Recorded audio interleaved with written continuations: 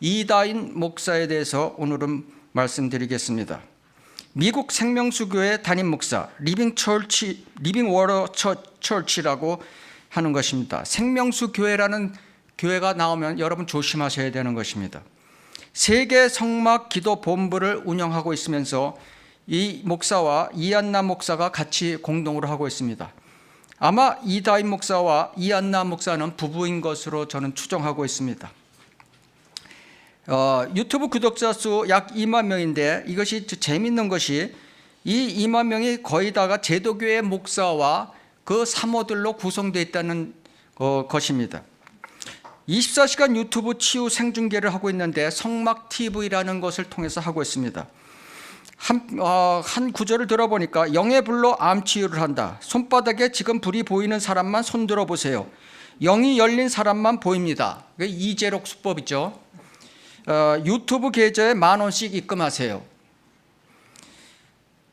이다인 목사가 그 대표적인 그 설교들은 방언, 예수 보혈 뿌리기, 마귀에게 명령하기, 마귀 내쫓기, 성막기도 이런 것이 대표적인 것입니다. 다른 건 거의 없어요. 대개 이걸 반복하고 있는데 이 세계 성막기도 본부는 24개 지부를 두고 있습니다. 그래서 한국에 20개, 외국에 4개가 있는데 여자가 17명으로 구성되어 있다는 것입니다. 특이하죠? 예. 그 다음에 남자가 7명. 근데 남자 7명도 6명은 거의 성경 이름을 따서 무슨 뭐 강바울, 이생명, 주반석 뭐 이런 식으로 나오고 있습니다. 그래서 이게 그 내용을 보면은 참 어떻게 목사가 24 지부에서 17명이 여자 목사인가? 이런 것 좀 특이하죠. 예. 그래서 아까 제가 말씀드린 제도교회 목사와 사모들이 많이 따르고 있다는 얘기가 맞는 얘기인 것 같습니다.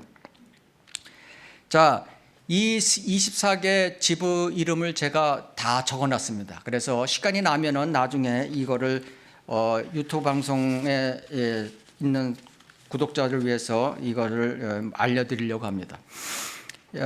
이다인 목사는 저도 모르는 사람입니다. 근데 이다인 목사에 대해서 좀 꼭 해달라는 요청이 계속 올라오기 때문에 제가 이 사람에 대해서 해본 겁니다.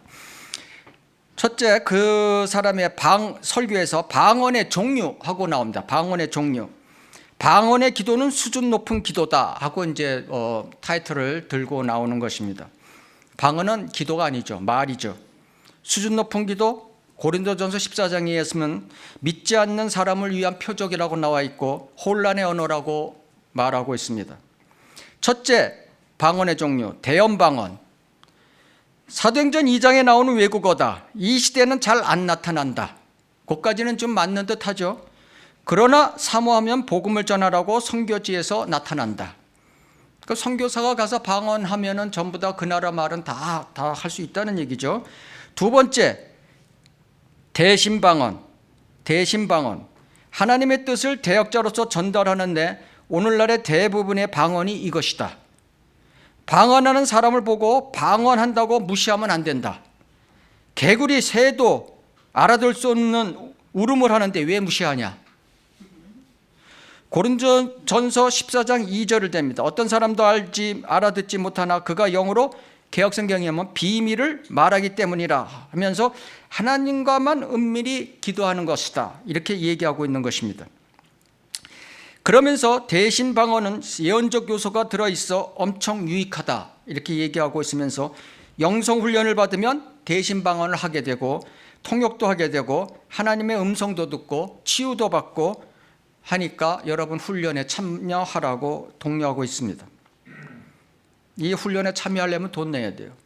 자, 대물방언. 세 번째, 대물방언. 대물방언이 뭐냐면은 자연계, 동물, 식물, 돌과 대화하는 방언.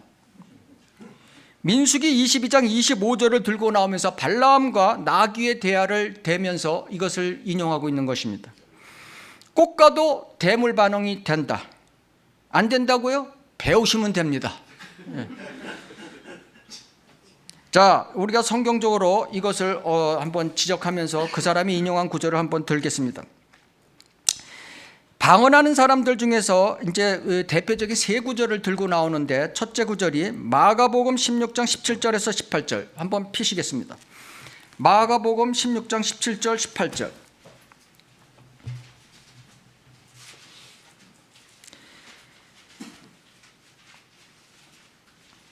자, 믿는 자들에게는 이러한 표적들이 따르리니 즉 내 이름으로 그들이 마귀들을 쫓아내고 또 새 방언들로 말하리라. 그들은 뱀들을 집을 것이요 어떤 독을 마실지라도 결코 해를 입지 않을 것이며 병자에게 안수하면 그들이 회복되리라고 하시더라.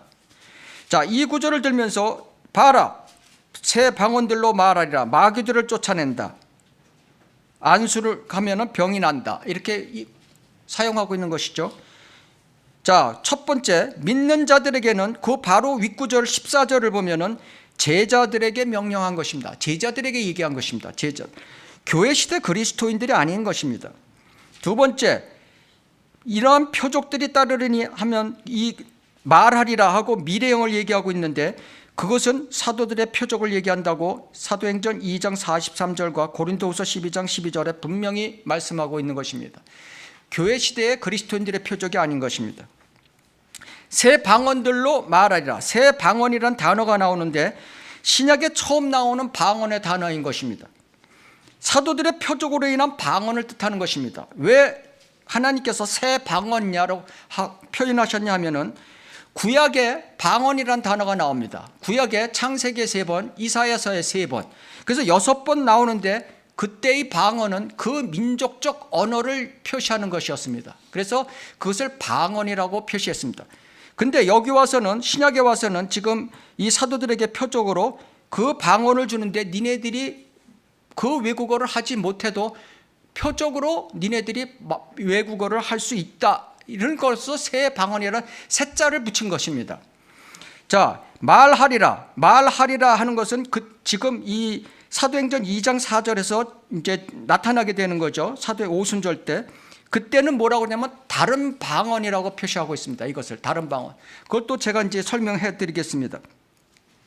자, 이들의 문제점이 뭐냐면은 믿는 자들에게는 이 5가지가 나타난다고 했는데, 첫 번째, 두 번째, 5번째는 말하면서 세 번째, 네 번째는 깜깜무소시킨 것입니다.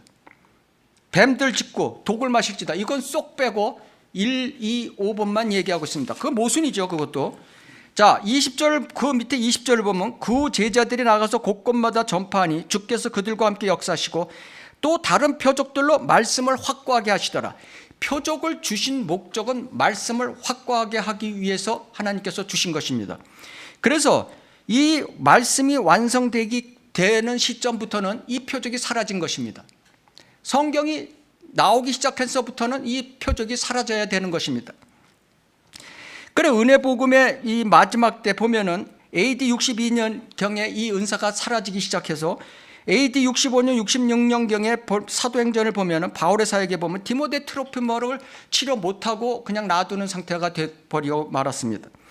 그리고 성경을 보면은 AD 59년 고린도전서 고린도 교회 12장에 나온 그런 9가지 은사 중에는 병 고치는 은사, 방언의 은사가 나옵니다. 그렇지만은 우리가 하나님의 은혜의 복음을 전하는 로마서로 들어가 버리면은 로마서 12장에 나오면 그 은사는 사라지고 일반적 은사, 예언, 섬김, 가르침, 권명, 구제, 지도, 자비가 나오는 것입니다.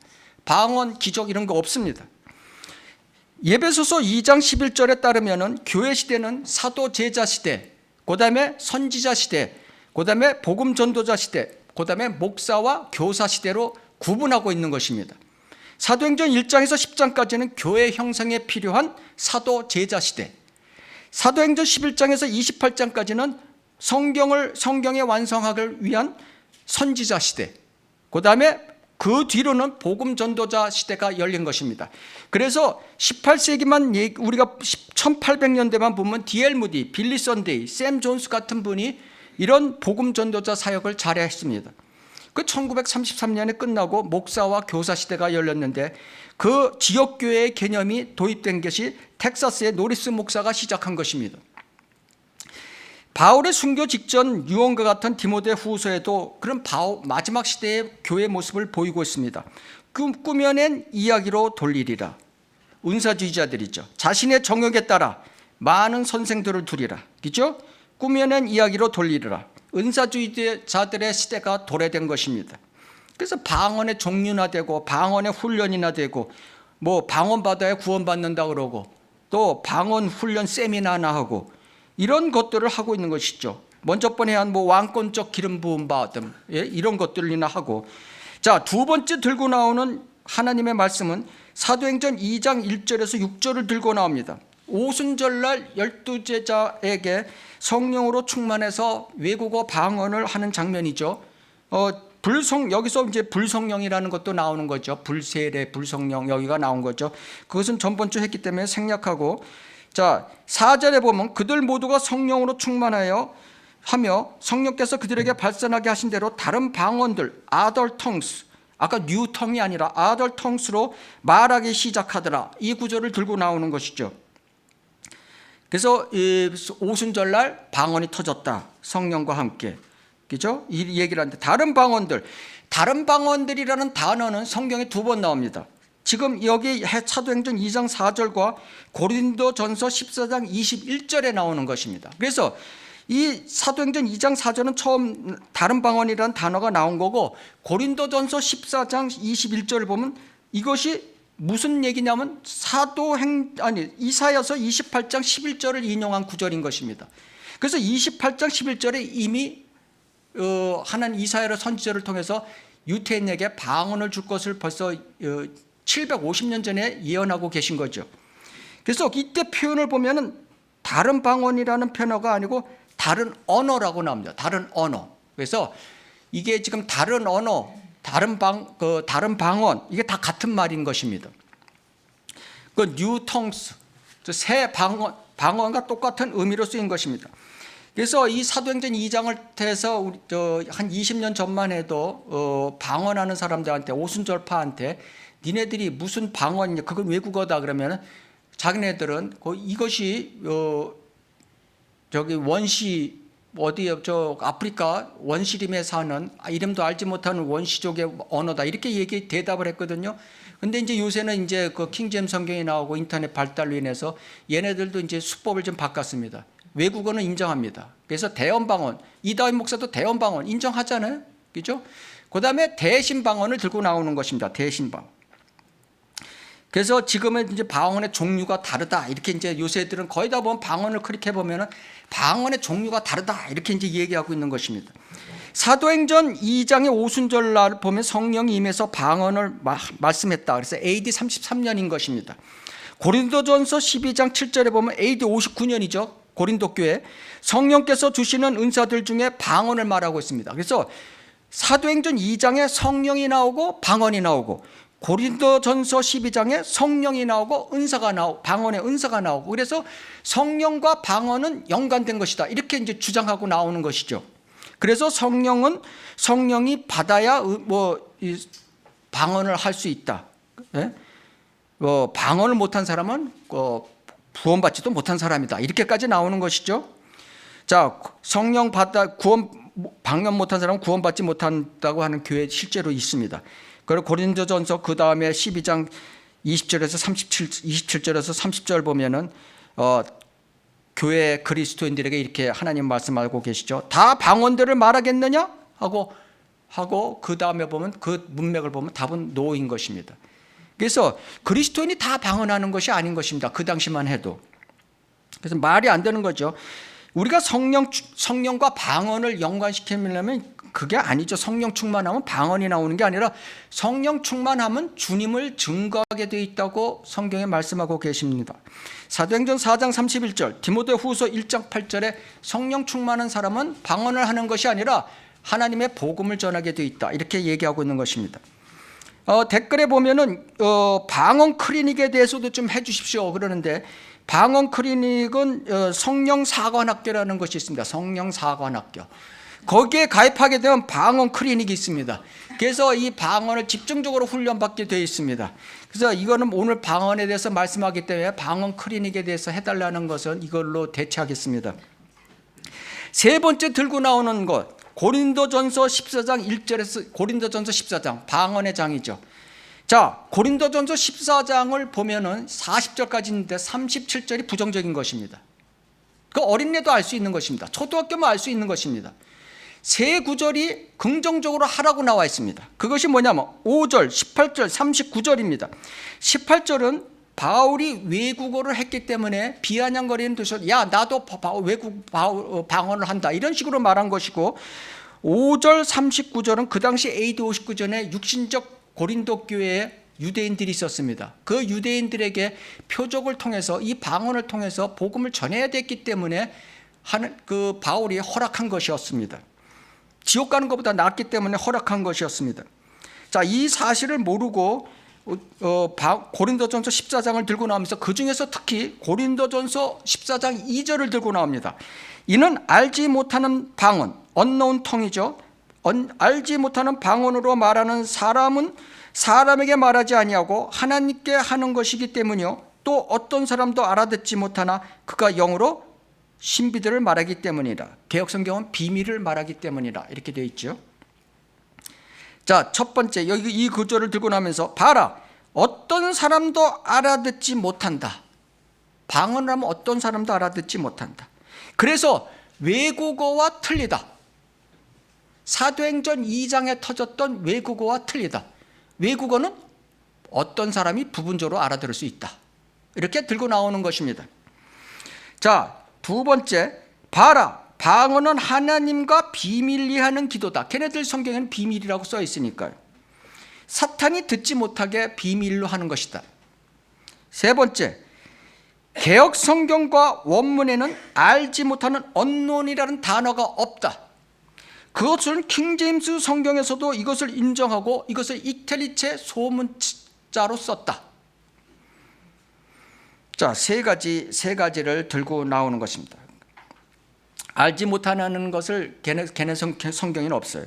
그러니까 이는 2절에 이는 알지 못하는 방언으로 말하는 사람은 이렇게 되어 있는데, 그들의 성경에는 이는 방언으로 말하는 사람은 이렇게 되어 있습니다. 그래서 알지 못하는 애라는 게 굉장히 걔네들한테는 거슬리는 거예요. 자기가 하나님과 자기는 지금 비밀리에 대화를 하고 또 그걸 하면 은사를 받았으면 통역하는 사람도 있어야 돼요. 그러니까 알지 못하니라는 단어가 굉장히 거슬리는 거죠. 자, 세 번째부터 제가 반론을 하겠습니다. 킹제임스 성경에 없다고 하는 그런 거부터 반론을 하겠습니다. 킹제임스 성경은 하나님의 영감을 받은 성경인 것입니다. 번역자들이 47명의 번역자들이 이 언노운을 삽입하게 된 이유가 있는 것입니다. 19절에만 보더라도 14장 19절에만 보더라도 그러나 교회 안에서는 1만 마디에 알지 못하는 방언으로 말하기보다는 차라리 나의 지각으로 5마디 말을 하여 나의 말로 다른 사람들을 가르칠 수 있기를 원하노라. 그렇죠? 외국어로 암만 알지 못하는 우리가 외국어로 여기 와갖고 지금 러시아 선교사가 와서 러시아 말로 뭐 통역도 없이 계속 한다고 하면 그거 우리가 어떻게 알겠어요? 그래서 알지 못하는 언어죠. 그죠? 알지 못하는 언어. 그래서 그 1만 마디 그런 일을 하는 것보다는 그냥 한마디로 그냥 한국말로 지옥 가지 마세요 하는 것이 훨씬 유익하다는 뜻인 것입니다. 자, 이 방언이라고 하지 않고 알지 못하는이라는 것을 삽입시킴으로 인해서 그 뜻이 더 명확하게 영감을 준 것입니다. 이것은 자기들도 그런 짓을 하면서 이것을 비난하는 것입니다. 하나 얘기를 드리겠습니다. 사무엘상 24장 4절, 다윗이 도피시에 사울왕이 군대 3천을 이끌고 엥게디 광야로 와서 그 바위굴에서 자는 사울을 발견했습니다. 그래서 다윗이 죽일 수 있는데도 불구하고 죽이지 않았습니다. 그러면서 성경이 어떻게 되어 있냐면은 다윗이 일어나서 사울의 겉옷자락을 가만히 베더라 그랬죠? 이 겉옷자락이 뭡니까? 원문에는 히브리어 원문에는 날개로 되어 있습니다. 날개. 그러면은 다윗이 일어나서 사울의 날개를 가만히 베더라. 이상하죠? 그래서 이것을 전부 다 개역성경이고 흠정령이고 모두 다 겉옷자락으로 바꾼 것입니다. 그게 이해가 되는 거죠. 그죠? 똑같은 케이스인 것입니다. 하나님의 영감으로 번역된 알지 못하는 단어가 써갖고 더 정확하게 그 뜻을 하나님께서 주신 것입니다. 자, 또 하나의 반론. unknown tongue, 알지 못하는 tongue. 뭐 외국어이면 알아듣는 사람이 있다고 그래서 unknown tongue. 이것을 주장하는 목사들 많습니다. 바이블 빌리버 목사에도 이렇게 얘기하는 사람이 있습니다. 언노운 텅, 알지 못하는 방언. 김포 고천교회를 얘기하는 것입니다. 언노운 텅, 알지 못하는 방언. 성경에 보면 8절에 불확실한 소리, 9절에 쉽게 알아들을 수 없는 말, 16절에 깨닫지 못하는 말. 그래서 알지 못하는 방언이라는 뜻으로 성경에서 스스로 풀이해주고 있는 것입니다.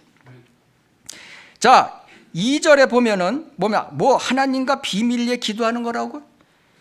이는 알지 못하는 방언으로 말하는 사람은 사람에게 말하지 않고. 첫째, 우선 방언을 얘기할 때 기도라고 하는 제도계 목사들, 방언 기도합시다. 방언 기도합시다. 성경에 그게 어디 나옵니까? 방언은 외국어고 말입니다. 말, 언어입니다. 언어. 자, 성경에 보면은 마가복음 16, 걔네들이 들고 나오는 16장 17절에도 말하다. 여기도 지금 말하다. 사람에게 말하지 아니하고. 그죠? 예. 사도행전 2장 4절에도 말. 그다음에 고린도전서 14장에 방언의 장에 보면 무수히 방언으로 말하고. 한 군데 고린도전서 14장 14절에 방언으로 기도하고 나옵니다. 자, 이거 우리가 주의해야 됩니다. 제가 먼저 번에 얘기했죠. 안식일, 음부, 또 귀신, 이게 성경에, 신약 성경에 한 번 나오는 것입니다. 한 번 나오는데 그 의미가 있는 것입니다. 자, 여기서 하나님께서 의미심장하겠죠. 만일 예? 이 제도계의 목사들, 이 가짜 목사들, 은사주의 목사들, 이 방언기도 하자고 하는 그 사람들을 두고 얘기하는 것입니다. 만일 한 번 나오는 것입니다. 다른 데는 고린도전서 방언의 장만 얘기해도 14장에 보면 말하다 이렇게 얘기하는데 왜 여기서만 기도로 나오겠습니까? 자, 우리가 그런 것도 잘 알아야 됩니다. 그다음에 그가 어떤 사람도 알아듣지 못하나 그가 영으로 신비들을 말하기 때문이다. 신비들을 말하는 것이기 때문이다. 영으로. 이 은사주의 목사들은 이것이 사람의 영이 아니라 성령을 얘기하고 있는 것으로 풀이하고 있어요. 성령. 그러니까 하나님과 자기들은 비밀리에 말한다, 이렇게 해석이 되는 거죠. 도대체 은사주의 목사들은 이 영의 종류도 몰라요. 영만 나오면 무조건 성령. 예? 사람의 영이 있고 성령이 있고 동물의 영이 있고 천사의 영이 있고, 그죠? 14절에 보면 그 답이 나옵니다. 고린도전서 14장 14절에 보면 내 영은 기도하는 것이지만, 이렇게 나오죠. 답을 그 문맥에서 풀이해주고 있는데도 불구하고 그것을 하나님의 영으로 생각하고 있는 것입니다. 자, 신비들을 말한다 이렇게 했죠. 어디 개혁성경 그 가짜 성경에는 비밀을 말한다. 비밀이 아니죠. 신비를 얘기하는 거죠. 지금 신비라는 것은 너무 신비스러워서 인간의 이성과 지성으로 해결 안 되는 것, 이것이 신비의 정의입니다. 그래서 전혀 알지 못하는 언어로 외국어로 하고 있는데 이것이 신비지 무슨 비밀입니까? 결론적으로 이다임 목사의 방언의 종류, 대언방언, 대신방언, 대문방언, 선지자방언, 축사방언, 귀신 쫓게 하는 방언, 질병 치료하는 방언 다 만들어낸 것입니다. 자기가 만들어낸 것입니다. 돈 벌어먹기 위해서. 성경서 말씀하는 방언은 단 한 가지 외국어인 것입니다. 이것은 마가복음 16장 17절에는 새 방언으로 하나님께서 표시한 것이고, 사도행전 2장 4절에는 다른 방언으로 표시한 거고, 고린도전서 14장 2절에는 알지 못하는 방언으로 표시한 것입니다. 모두 외국어 단위인 것입니다. 뜻이 다 같은 것입니다. 굳이 이 시대에 우리가 방언을 나누자면 두 가지로 나눌 수 있습니다. 하나님께서 말씀하시는 이 외국어, 알지 못하는 방언, 그리고 지금 은사주의자들이 하고 있는 알지 못하는 소리, 마귀의 소리, 헛소리, 이것으로 나눌 수 있는 것입니다. 자, 이 사람이 또 강조하는 거가 뭐냐면 예수님의 보혈 뿌리기, 마귀에게 명령하기, 귀신 때려잡기. 성령께서 가르쳐 주신 보혈 뿌리기 순서는 꼭 순서를 지킬 필요는 없습니다 하고, 꼭 소리를 내서 하라. 공간과 처소에서 뿌리기, 성도나 주변 사람에게 뿌리기, 가족에게 뿌리기. 난 이게 뭘 뿌리라고 하는지 모르겠어요. 진짜 피를 뿌리라고 하는 건지, 자신이 머리에 뿌리기, 그 다음에 머리에 뿌렸으면 얼굴, 어깨, 팔 쫙 발가락까지 내려오기. 그러면서 외치는 소리 할 때마다 예수의 피, 예수의 피 파쇄 될지어다. 마귀에게 명령한다. 나 이 양반 설교 몇 번 듣고 나니까 내가 머리가 돌아가요. 예? 하나님의 전능이 임할지어다. 꼭 조용기랑 똑같은 톤으로 해. 성령의 불이 임할지어다. 나는 다 나았음이라. 이 사람 설교하는 거 보면은 꼭 뭐가 들어가냐면은 치료가 들어갑니다.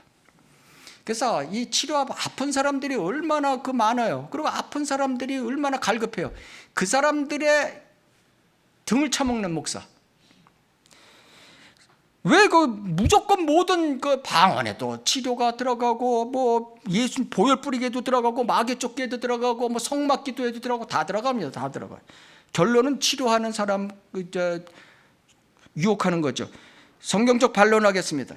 보혈 뿌리기 좋아하지 마십시오. 피 흘림이 없이는 죄사함이 없노라는 하나님의 말씀은 분명히 있습니다. 그러나 2000년 전에 십자가에 달려서서 모든 사람의 다 죄를 해결해 주셨습니다.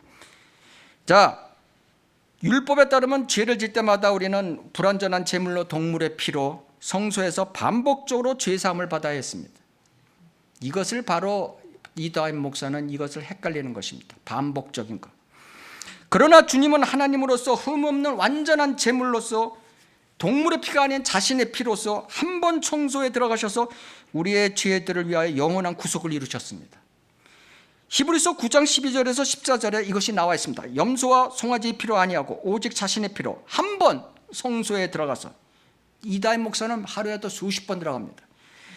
우리를 위하여 영원한 구속을 이루셨느니라. 황소와 염소의 피와 암송아의 제도 불결한 자들에게 뿌려 그 육체를 정결케 함으로써 거룩케 한다면, 하물며 영원하신 성령을 통하여 흠없는 자신을 하나님께 드린 그리스도의 피가 어찌 죽은 행실에서 너희 양심을 정결케 하여 살아계신 하나님을 섬기게 하지 못하겠느냐.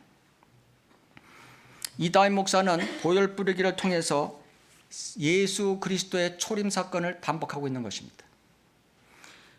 초림 사건을 반복해서 거기서 포커스를 두고 재림을 부인하는 믿음인 것입니다. 하늘 보좌에 앉아 계신 것을 부인하는 것입니다. 계속해 주님을 죽이고 있는 것입니다. 예수의 피 계속 뿌리라는 것이죠. 이것은 뭐냐? 캐톨릭에서 하는 매일 미사하는 거나 똑같은 짓인 것입니다. 예수 그리스도의 피를 뿌리는 것이죠. 모든 것을 행동을 보면은 다 조용기 목사의 그 억양으로 최면을 걸듯이 무당짓을 하는 것입니다. 무당짓. 이 사람 설교 들으면서 완전히 그것을 느꼈습니다. 사탄 중에 사탄. 자, 마귀에게 명령한다. 뭐 귀신을 때려잡자고? 마귀에게 명령한대요. 마귀에게 명령한대. 도대체 사탄의 존재가 뭔지도 모르는 사람이 목사한다고 말이죠. 여기다가 이렇게 가운 입고 여기다 또 십자가 나 그렇게 큰 거 이만한 거 턱 붙이고 무슨 지금 뭐 흡혈귀 뭐 영화 찍습니까? 예? 그게 무슨 영화야? 거기다 십자가 턱 대면 뭐 도망가는 영화 있었잖아요. 마귀는 근데 그거에 뭐 여자들 17명이 따라가고 속아갖고 그거 지금 한국에서 지금 목사들 하고 있는 거 보면요, 야 정말 마귀는 어떤 영향이 뭐 이다임 목사는 사탄이 무슨 조폭 정도로 알고 있나 봐요. 마귀 물리치기, 뭐 때려잡기. 예? 마귀는 잘 아셔야 됩니다. 마귀는 영향력이 아닌 것입니다. 조폭, 뭐 정치가 이런 사람이 아니에요. 마귀는 인격체인 것인데, 인격체. 사탄은 이 세상 신임으로 하나님의 일을 생각 안 하고 세상 일과 세상 사람들을 생각하게 만드는 것이 사탄의 목표인 것입니다. 그래서 마태복음 16장 23절에 베드로에게 주님이 뭐라고 하셨습니까? 사탄아 물러가라. 예? 예수님께서 십자가에 못 박아 이제 죽으셔야 된다 그러니까 안 됩니다. 그러니까 네가 사람의 일들을 생각한다. 하나님의 일들을 생각하지 않고. 그 순간 베드로에게 인격체의 마귀가 삽입된 거죠. 성령님도 지정의 이런 인격체죠. 마귀도 지정의 인격체인 것입니다. 마귀는 다니엘보다도 현명합니다. 마귀는 인간의 몸을 마귀의 휴식처로 삼고 있는 것입니다. 마귀의 휴식처는 인간의 몸인 것입니다. 몸. 그래서 그 몸을 어떻게 사용하냐? 혼의 출구로 사용하고 있는 것입니다. 혼의 출구로. 그래서 인간의 혼의 요소를 자극하고 있는 것입니다. 혼의 요소를 침범하는 것입니다. 그 지성, 감정, 의지를 장악하여 쓰러뜨리는 것입니다. 예를 들어서 지성하면 어떻게 돼? 우리가 아담과 이브가 어떻게 했습니까? 그 지성이 쓰러지는 것입니다. 말씀에 의문을 품게 되는 것입니다. 아, 이 말씀이 옳은가? 킹제임스 성경이 정말 옳은 성경인가? 이런 의문을 품는 순간 마귀는 그 사람을 공격하고 있는 것입니다. 감정, 마귀가 잘 쓰는 거죠. 감정. 우리는 감정에 굉장히 조심해야 됩니다. 바이블 빌리버는 냉철해야 됩니다. 냉철해야 돼요. 감정적으로 흔들리면 안 되는 것이죠. 순간적으로 우리는 조심해야 되는 것입니다. 이다윗 목사는 감정을 자극하는 거죠. 빠르게. 방언도 하려면 빠르게, 더 빠르게, 더 크게. 예? 예수의 피, 예수의 피. 이걸 막 반복적으로 계속 하라는 거예요. 그건 미치죠. 예. 그러니까 마귀에 미치는 거가 되는 거예요. 마귀에. 의지. 자유의지를 없애는 게 칼빈주의, 공산주의, 칼빈주의, 교단주의, 교주추종 이런 것들이 다 마귀의 공격 대상으로 들어가는 것입니다. 마태복음 12장 43절 45절 더러운 영이 어떤 사람에게서 나와 물 없는 곳을 두루다니면서 쉴 곳을 찾다가 찾지 못하자. 다른 사람의 몸을 찾는다는 거예요. 한 사람이 나와서 다른 사람의 몸을 찾는다. 그가 말하기를 내가 나왔던 내 집으로 돌아가리라. 다시 돌아가고 싶어. 저쪽으로. 돌아와 보니 그 집이 비어있고 소재되고 단장되어 있더라. 그렇죠? 예, 마음을 비운다. 명상한다. 귀신을 내쫓았다고 좋아한다. 이것이 다 여기에 해당하는 것입니다. 그러자 그가 가서 자기보다도 더 악한 다른 7명을 데리고 들어가서 거기서 사니 그 사람이 나중 상태가 처음보다 더 악화되었더라. 이 악한 세대도 그러하리라. 그렇죠? 귀신 쫓았다고? 다음 날 보세요. 좀 이따 보세요. 어떤가? 병이 났다고? 좀 이따 보세요. 어떤가? 그 사람이 악령이 성도의 몸과 생각을 점령하면 그 사람은 쓰러지고 마는 것입니다. 영적 성장은 거기서 중지되고 백슬라이딩 하게 되는 것입니다. 거짓 목사들이 초반기에는 젊었을 때는 안 그러다 후반기에 갈수록 더 심해지는 것이 바로 요거인 것입니다. 특히 은사주의 목사들 갈수록 더 아주 이상해지죠. 처음에는 안 그러다 나중에 교회 세습하고 돈 뺏어 먹고 또 뭐 음란한 짓 하고 자기의 빈집으로 만들었다가 다 왕창 망한 거예요. 더 들어가서. 자, 이런 악령을 인간은 책망할 수 없고 쫓아낼 수 없습니다. 구약시대 때는 예수 그리스도께서도 마귀를 책망 못하셨습니다. 스가랴서 3장 2절에 나옵니다. 천사들도 마귀 사탄을 쫓아내지 못합니다.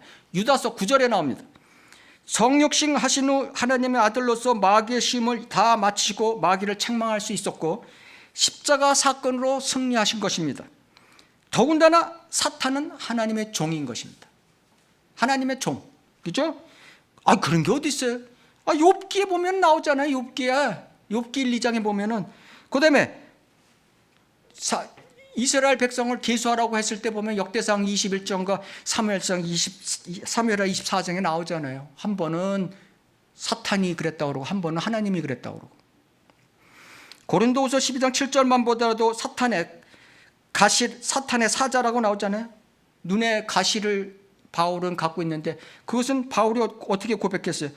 가시 즉 사탄의 사자를 내게 주셨으니 그가 주님이 나를 쳐서 자고하지 못하게 하려 하심이라. 사탄은 하나님의 종이에요.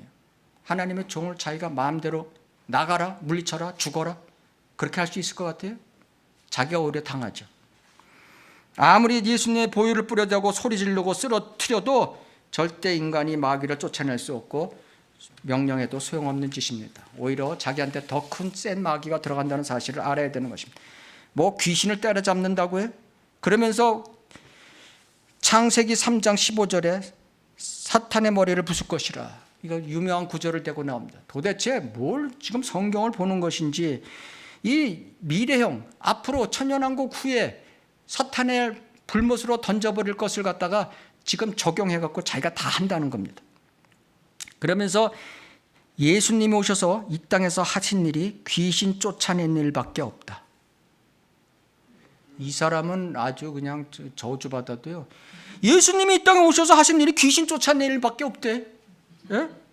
아니 이 땅에 왕국을 세우기 위해서 하나님의 나라와 천국을 선포하신 것이지 뭐 귀신 쫓아 이거 참 뭐 귀신하고 원수 지셨나? 예? 또 예수님께서 설교 100번 하면 100번 귀신 이야기만 한다. 예? 귀신 때려잡기가 인생에 있어서 가장 중요한 일이다. 인생에서 가장 중요한 게 귀신 때려잡기예요? 예? 구원과 유업이지. 복음 전하는 것이 귀신 쫓아내는 것이라고.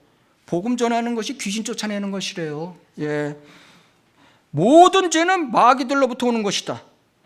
예수님은 마귀를 상대하는 것이고 우리는 귀신을 상대하는 것이다. 뭐 우리가 귀신을 상대해? 우리는 마귀들을 대적하는 거야. 대적. 상대하는 게 아니라. 예? 모든 병은 귀신이 주는 것이다. 아시고. 그래서 귀신 때려잡으면 병이 낫는 것이다. 의사가 필요 없네. 예? 의사가 필요 없어요. 이다. 요런 자가 병원은 더 잘 거예요. 내가 안 봤지만은. 예? 마태복음 4장 24절. 그의 명성이 온 시리아로 퍼져 모든 병든 자, 즉 갖가지 질병과 통증으로 고통받는 자들, 마귀들에게 사로잡힌 자들, 정신병자들, 중풍병자들을 그에게 데려오니 그들을 고쳐주시다. 자, 여기서 마귀 들린 자와 일반 병을 분리해 놓고 있잖아요. 이거는 어떻게 해석할 것입니까? 이다임 목사. 성경에 귀신이라는 존재가 없어요. 없어. 예? 정신들 차리세요. 그 변개된 개혁 가짜 성경으로 귀신이라는 단어가 103번 나옵니다. 개혁 성경에. 자, 킹제임스 성경에 사도행전 19장 13절에 딱 한 번 나옵니다. 그것도 그 사람들이 귀신이라는 단어를 쓰는 것이기 때문에 그것을 지적하기 위해서 쓴 것입니다. 귀신은 어떻게 사람이 죽은 뒤에 남는 혼 이런 거잖아요. 막 또 돌아다닌다. 이게 사람들 한국의 무속신앙에서 출발된 것이죠. 그래서 귀신하면 다 통하는 거예요. 그 목사 입에서 귀신하는 이런 배우지 못한 은사주의 목사들. 예? 귀신이 어디 있어? 예? 자, 데블. 예? 마귀들, 데블스, 마귀들. 이게 성경에 데블을 갖다가 헬라어로 보면 피아블로와 다이몬이라고 나옵니다. 그래서 다이몬을 음역을 하면은 어떻게 되냐? 유래된 다이몬에서 음역해서 유래된 언어가 데몬입니다. 데몬. 그래서 데몬을 번역해서 귀신이라고 하는 것입니다. 그래서 귀신이라고 지금 자기네들이 주장하는 이유는 그것을 잘못 쉽게 얘기해서 잘못 번역을 한 거죠. 자, 성막 기도의 순서. 이게 또 설교가 있습니다. 장관입니다. 성막 기도의 순서. 성막 기도. 히브리서 8장 5절을 됩니다. 그들이 구약 제사장들을 얘기하는 거죠. 섬기는 것은 하늘에 있는 것들의 본보기와 그림자라. 모세가 성막을 지으려고 할 때 하나님께서 지시를 받은 것 같으니 그분이 말씀하시기를 보라 너는 모든 것을 산에서 네게 보여준 모양을 따라 지으라. 이것이 이제 이 구절을 들고 나오는 것입니다. 그래서 성막 기도를 하면은 다 모든 것이 다 치유되고 뭐 다 니네 교회가 집안이 잘 되고 교회가 잘 되고 그러면서 마지막에 꼭 하면은 질병이 치유되고 이건 꼭 놓습니다. 마지막으로. 그러면서 주님의 보혈을 뿌려라. 순서가 주님의 보혈을 뿌리는 것부터 시작됩니다. 그래서 손, 발, 머리 몽땅 뿌리면서 예수의 피를 계속 외치라 이거죠. 자, 그러면서 기도는 골방에서 하고 좁은 장소에서 하면 예수님의 보혈을 뿌리는 장소가 좁아져서 더 강력해진다. 예? 좁은 공간에서 하면 더 강력해진다는 거예요. 이렇게 함으로써 마귀의 권세를 막고 기도를 해야 된다는 거죠. 두 번째는 성막문에서 신앙 고백을 하라. 그래서 예수는 생명이신 하나님, 예수는 왕이신 하나님, 예수는 고난당하신 하나님, 예수는 부활하신 하나님. 제가 이것을 보면서 느낀 것이 뭐냐면 이런 거짓 목사들 입에서 이제 예수가 하나님이라고 노골적으로 나오고 있습니다. 하나님이 예수 그리스도께서 하나님이라고 하면 팔짝 뛰는 사람들 많습니다. 지금도. 근데 이런 진짜 가짜들은 이까지 이제 마귀는 이제 인정하고 들어가는 거예요. 그다음에 노자단에서 헌신하라 물들면 제가 이 시간이 없어서 다 그냥 하지 않겠습니다. 번제단에서 헌신하라 이게 순서입니다. 순서. 성령 세례를 의미한다. 물대하는 물 세례를 의미한다. 진설병에 기도하라. 이것은 필요한 양식을 주시는 것이다. 정금 등대 성령의 역사다. 분향단 방언 기도를 하라는 것이다. 방언은 천국의 열쇠다. 방언을 세게 빠르고 크게 하고 뜻도 모르게 하라. 아이 세상에 무슨 방언을 뜻도 모르게 하래. 자, 지성소에 들어가면 하나님의 영광을 체험한다고. 어떤 사람은 천국을 본다고. 언약궤의 윗뚜껑 여기에 들어가면 다시 한번 주의 보혈을 뿌리래. 그러면서 그 대신 여기서는 영으로 뿌려라. 그럼 먼저 번에 뿌리는 건 진짜로 뿌리라는 거예요? 첫 번째 뿌리라는 건 진짜로 뿌리라는 것밖에 뭐가 돼요? 여기서는 영으로 뿌리래. 예수님이 다 달리신 십자가에서 흘린 피를 만져라.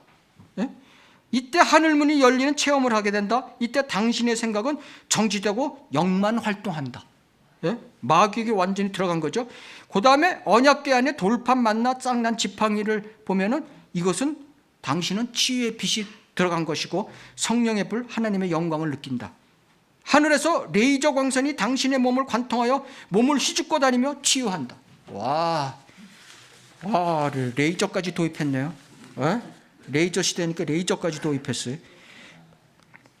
이 사람은 성전신학을 하고 있는 것입니다. 성전신학이라는 게 있습니다. 성경의 주제가 성전이 아니죠. 성경의 주제는 왕국입니다. 왕국. 성전은 경륜에 따라 변합니다. 성막에서 제1성전, 제2성전, 제3성전, 제4성전. 그렇죠? 자, 왕국이 이게 굉장히 중요합니다. 얘네들은 성경이 왕국이 핵심이 왕국이라는 걸 몰라요. 사도행전 1장 6절에 보면 주여 이때 이스라엘의 그 왕국을 다시 회복하시겠나이까?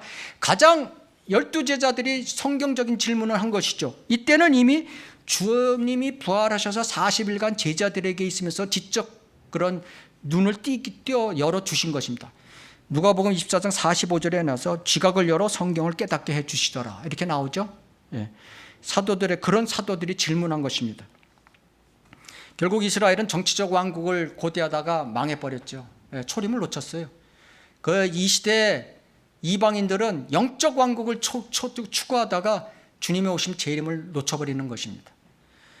성막은 우주적 차원으로 지어진 것은 맞습니다. 그렇죠? 성막은 저 우주의 본영, 모형이라고 여기 나오죠. 모세에게 계시된 것으로 보혈의 구속을 예표합니다. 그건 맞습니다. 그것은. 그러나 그 역할은 다 했습니다. 다 하고 성전 시대가 다윗에게 열려서 다윗이 못 짓고 솔로몬에부터 제1성전을 짓고 그 다음에 제2성전 수르바벨 성전을 짓고 대환란 성전으로 이어가서 천년왕국 성전이 지어질 것이죠. 성막과 성전은 하나님의 임재 장소인 것입니다. 이스라엘의 신앙뿐만 아니라 모든 삶의 중심인 것이 성전인 것입니다. 예루살렘은 성전이 있는 곳이기에 중심지가 된 것입니다. 그러나 이스라엘의 역사는 그렇지 않습니다. 이스라엘은 성막 성전 역사만 보더라도 BC 586년에 느부갓네살에 의해서 예루살렘 성전이 파괴되고 맙니다. 스룹바벨 성전이 파괴되고 마는 것입니다. 그래서 유대인에겐 종교를 잃어버린 것과 마찬가지가 되었습니다. 민족적 상실을 뜻하는 것이었습니다. 그 사건은. 그래서 선지자 예레미야, 에스겔이 성전에 제물을 바치는 것보다 믿음을 갖고 율법을 지키라고 역사를 하면서 어떻게 됐냐면은 성전과 제사장 중심에서 율법 중심의 유대교로 바뀐 것입니다. 그것이 바로 회당인 것입니다. 시나고그, 회당, 랍비를 중심으로 해서 제사장이 아니라 랍비를 중심으로 해서 율법을 낭독하고 기도하는 새로운 예배 양식이 생겼던 것입니다. 그 후로 유대인들은 여기서 예배도 보고 공회도 하고 이런 삶의 패턴이 바뀐 것입니다. 그러나 주님은 결국 성전으로 돌아오실 것입니다. 천년왕국 때. 그래서 천년왕국 성전이 반드시 지어져야 되는 것을 에스겔서에 아주 하나님께서 심도 깊게 8장에 거쳐서 40장서부터 설명하고 계신 것입니다. 중요하기 때문에. 주님도 처음에 오셨을 때 이 왕국을 이루시려고 주님이 가신 곳이 성전이었습니다. 성전 가서 이 도둑 이 놈들아 하면서 그냥 그걸 다 뒤엎고 성전을 청소하고 그러셨습니다. 그 다음에 성전에 들어가셔서 가르치시고 하셨던 것입니다. 이것이 앞으로 이제 일어날 일인 것입니다. 천년왕국 성전에서. 이다임 목사는 방언도 예수의 보혈 뿌리기도 마귀의 내쫓은 거 성막기도 뭐 다 들어보면 결국은 그 연약한 사람들, 질병을 앓고 있는 사람을 꼬들고 있는 것입니다. 질병 치료와 관계되고 있는 것입니다. 그 은사주의자들의 속고 있는 사람들이 바로 그런 그 사람들을 따르는 사람들인 것입니다. 바울 사도는 그런 존경하는 그들이 은사주의자들이 존경하는 사도가 바울 사도인데, 바울 자기네들이 제일 어려워하는 게 고린도후서 12장 7절에서 10절이죠. 은사주의자들이 얼버무리고 넘어가는 구절. 바울에게 육체의 한 가시를 주었다. 사탄의 사자를 주었다. 근데 없애달라고 하니까 하나님께서 없애주지 아니하고, 네가 약한 것이 너는 내 능력이 약한 데서 온전하게 됐다. 그 은혜가 충분하다. 이렇게 고쳐주지 않으셨어요. 바울은 어떤 분입니까? 바울은 병을 치료하던 분입니다. 그래서 바울은 이것은 은사주의자들에게는 치욕적인 것이었죠. 그렇지만 바울은 어떻게 했어요? 오히려 감사했어요. 하나님께 자랑하고 감사했어요. 내가 약할 때 곧 내가 강하기 때문이라. 이러고 했어요. 육신이 약할 때 영적으로 더 강할 수 있다는 거죠. 바울이 평생 내내 그 약한 눈을 갖고 다니면서 그것이 그 사람의 약함을 바울은 더 강하게 셋째 하늘을 사모하고 더 강력한 설교를 할 수 있었던 것입니다.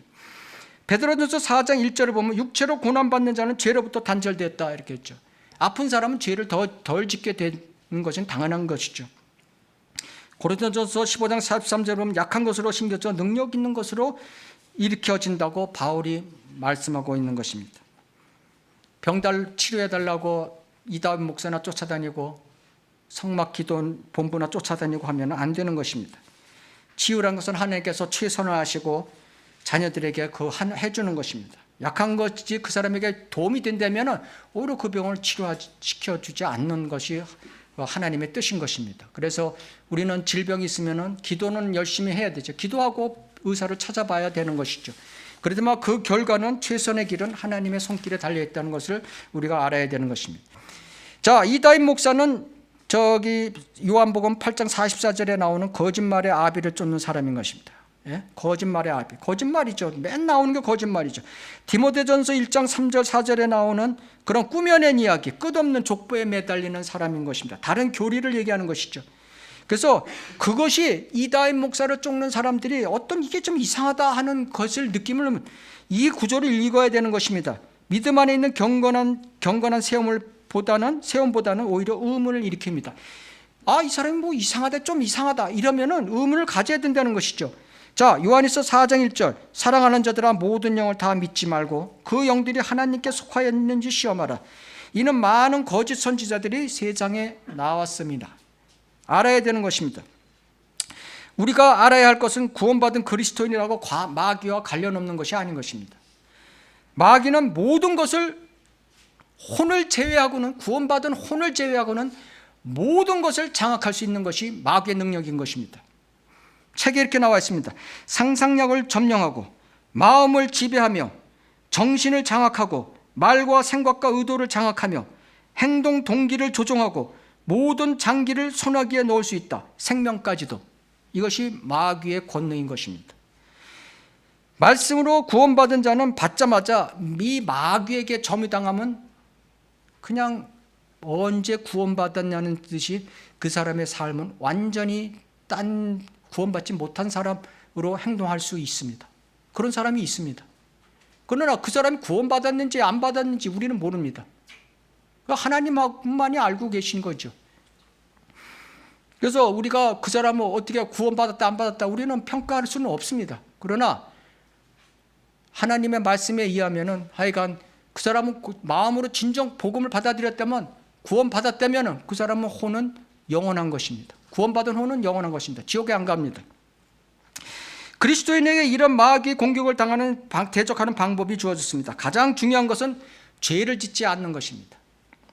그럼 기회가 안 주는 거죠, 마귀한테. 두 번째, 이것이 근데 바울도 안 된다고 되어 있는 것입니다. 육신의 몸을 입는 동안은 이것을 완전히 죄부터 자유롭지 못하다는 것이죠. 그래서 우리는 시시각각으로 죄의 자백을 하여 대적해야 되는 것입니다. 이것이 우리의 나아갈 방법입니다. 그래서 중요한 구절을 제가 하나 읽겠습니다. 히브리서 7장 24절에서 25절. 이분은 영원히 계시기 때문에 불변의 제사장 직분을 가지셨도다. 그러므로 그는 또한 자기를 통하여 하나님께 나오는 자들을 끝까지 구원하실 수 있으니 이는 그가 항상 살아계셔 그들을 위해 중보하심이라. 무슨 얘기입니까? 불변의 제사장. 그래서 우리한테는 이제는 이 제사장을 대체할 계승할 제사장이 필요 없어요. 예. 사제, 신부 필요 없습니다. 교황 필요 없습니다. 왕권적 기름 부음 받은 자, 박영민 김포 영광교회 박영민 목사 필요 없어요. 이다윗 이한나 목사 필요 없습니다. 그러므로 그는 또한 자기를 통하여 하나님께 나오는 자들을 끝까지 구원하실 수 있으니 이는 그가 항상 살아계셔 그들을 위해 중보하십니다. 히브리서 7장 이 구절은 대환란 구절이지만은 우리가 영적으로 보면은 여기에 진정한 하나님의 은혜의 복음이 내용이 들어가 있다는 것입니다. 자, 하나님께서는 육신의 몸을 입고 나의 죄를 때문에, 내 죄 때문에 이 땅에 십자가에 못 박히셔서 피 흘려 죽으시고 장사되셨습니다. 주 예수 그리스도를 그런 분을 갖다 우리가 믿음으로써 우리의 죄의 형벌, 지옥에 가야 할 죄의 형벌을 용서받았던 것입니다. 구원받았어도 그러나 육신이 살아있는 한 죄의 권세로부터 해방되는 것이 아닌 것입니다. 그러나 부활하신 주 예수 그리스도를 믿음으로써 해결될 수 있는 것입니다. 주님은 부활하셔서 항상 살아계시다는 것을 우리가 숙고하고 살아야 되는 것입니다. 그러면 우리가 죄의 권세로부터도 우리가 이겨낼 수 있는 힘이 있는 것입니다. 주 예수 그리스도께서는 한 번 죽으셔서 죄의 형벌에 대해서 대속을 하셨습니다. 이것이 죄의 회개인 것입니다. 죄의 회개. 자, 지금도 살아계셔서 죄의 권세로부터 지키실 수 있는 분인 것입니다. 이것이 죄의 자백인 것입니다. 이 죄에 한 번 죽으셔서 우리의 죄의 대속을 해줬다는 죄의 형벌의 문제를 해결했다는 것을 믿는 믿음이 죄의 회개고, 살아계셔서 지금 우리의 죄의 권세로부터 우리를 지키실 수 있는 분이라는 것을 믿음이 죄의 자백인 것입니다. 그래서 회개하고 자백하고는 틀린 것이죠.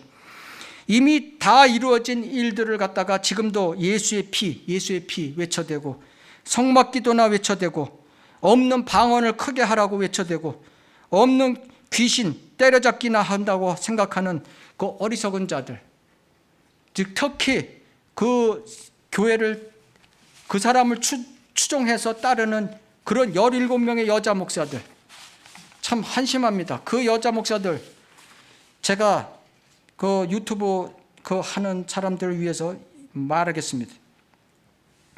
부천의 명성교회 백주연 여자 목사, 성남의 하나됨교회 주반석, 인천의 소망교회 이생명, 시흥의 예수찬양교회 강바울, 동작의 주영광교회 송정분 여자, 일본 동경의 은혜교회 정호선, 수원의 엘림 생명수교회 임정희, 부산 주평안교회 송하은, 전주 생명수교회 김하람, 서울 영성교회 손에스더, 광주 하늘빛교회 정영민, 도봉의 주사랑교회 정한나, 대구의 예빛교회 박요한 김미듬, 이 부부가 하는 것입니다. 이게 지금 이다윗 목사를 흉내내는 거죠. 똑같이 부부가.